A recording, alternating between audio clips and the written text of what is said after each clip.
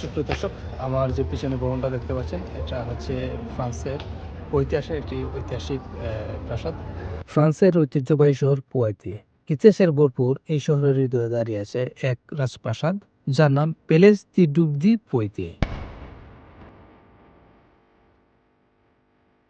এক সময় এটি ছিল পোয়াতি অঞ্চলের কাউন্টদের এবং আকিতিনের ডিউকদের রাজপ্রাসাদ। আর এই প্রাসাদে লুকিয়েছে ইউরোপের সবচেয়ে শক্তিশালী নারীদের একজন, যার নাম আকিতেনের এলিয়ানোর। ইতিহাসে যিনি এক নয় দুই দেশের রানী ছিলেন। হ্যাঁ সুপ্রিয় দর্শক, আজ আমরা দেখব এই প্রাসাদের লুকিয়ে থাকা গল্প, মধ্যযুগের স্থাপত্য ইতিহাস এবং ইউরোপের সবচেয়ে ক্ষমতাশীল শক্তিধর দুই দেশের রানী হওয়ার কাহিনী।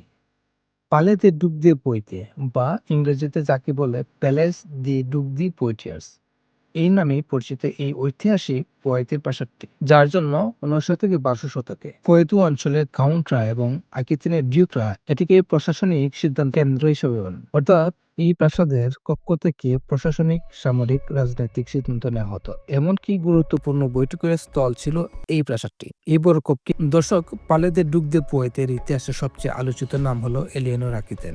এলিয়ানোর ইউরোপের সবচেয়ে প্রভাবশালী রানীদের একজন ছিলেন। ওনার বাবা, যিনি এই অঞ্চলের শাসক ছিলেন, দশম উইলিয়াম মারা যাওয়ার পর উনি মাত্র 13 বছর বয়সে উত্তরাধিকার সূত্রে একমাত্র নারী শাসক হন। দশম উইলিয়ামের কোনো পুত্র সন্তান না থাকার কারণেই মূলত এলিয়ানোর শাসক হয়ে ওঠেন এবং পরবর্তী হয়ে যান দুটি দেশের রানী। তিনি শুধু একজন রানী নন, তিনি ছিলেন ইউরোপের মধ্যযুগের সবচেয়ে ক্ষমতাধর নারী। তার সম্পদ, জমি এবং শক্তি এতটাই বেশি ছিল যে যে দেশের রাজা বিয়ে করত সেই দেশই শক্তিশালী উঠত।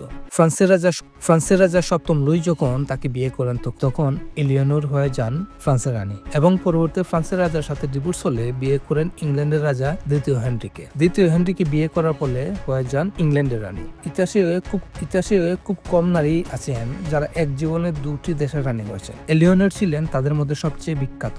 শুধু তাই নয়, তার দুই ছেলে ছিল, একজনের নাম রিচার্ড দ্য লায়ন হার্ট এবং অন্যজন কিং জন। তারা দুজনেই কিন্তু পরবর্তী ইংল্যান্ডের রাজা ছিলেন। এলিয়ানোর সময় এই প্রাসাদটি রাজনৈতিক ক্ষমতার কেন্দ্র ছিল। ইউরোপের অভিজাতদের সমাগম হতে এই প্রাসাদের প্রতিটি কক্ষে আজও তার পদচিহ্ন স্পর্শ আছে, লুকিয়ে আছে অনেক অনেক জানা অজানা ইতিহাস। সুপ্রিয় দর্শক, বর্তমানে এই প্রাসাদের সংস্কার কাজ চলছে, যার কারণে সব কক্ষে প্রবেশ নিষেধ।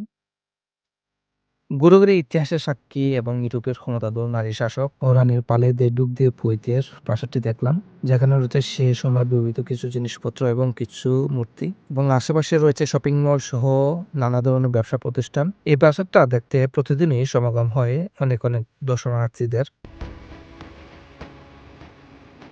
এটি হচ্ছে সেই বড় হল রুম যেখানে তখনকার শাসকরা বৈঠক করতেন।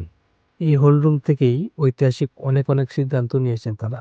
বিশাল বড় এই হল রুমটি এখনো হাজার বছরের সাক্ষী হয়ে আছে দাঁড়িয়ে। এই ছবিটিতে দেখানো হয়েছে তখনকার সময় তারা যেমন করে এই হল রুমটিতে কার্যকর। আর এইগুলো হলো তখনকার ব্যবহারের কিছু জিনিস। এই হল রুমে আপনারা বসে বসে তার সৌন্দর্য দেখতে পারবেন। তার জন্য কিছু চেয়ার রাখা হয়েছে, আপনি চাইলে বসে বসে এই সৌন্দর্যগুলো উপভোগ করতে পারবেন, হিস্ট্রি সম্পর্কে জানতে পারবেন।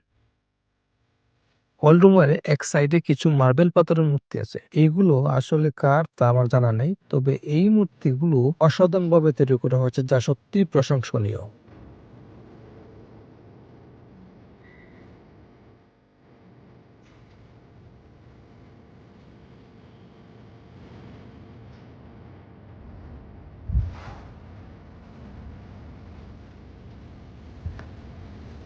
দর্শক, প্রাসাদটিতে সংস্কার কাজ চলছে, তা দেখতে পাচ্ছেন।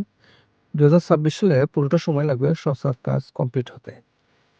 বিনামূল্যে ঘুরে দেখতে পারবেন প্রাসাদটি। এই প্রাসাদে প্রবেশ করতে কোনো রকমের টিকিটের প্রয়োজন হয় না, সম্পূর্ণ বিনামূল্যে ঢুকতে পারবেন। প্রাসাদের পাশেই আছে অনেক অনেক দোকান ও শপিং মল, চাইলে ঘুরে ঘুরে দেখতে পারবেন, এবং রয়েছে বেশ কিছু রেস্তোরাঁ।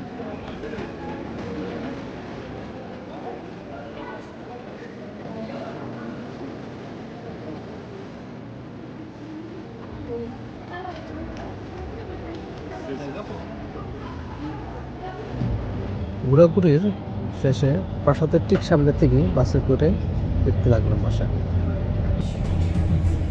দর্শক, যদিও প্রাসাদের সংস্কার কাজের জন্য আপনাদেরকে দেখাতে পারলাম না, তারপরেও এই প্রাসাদ ও তার ইতিহাস জেনে কেমন লাগছে কমেন্ট করে জানাতে ভুলবেন না। আর যদি ফ্রান্সের পয়তে শহরে আসেন তাহলে অবশ্যই এই প্রাসাদটি দেখতে ভুলবেন না।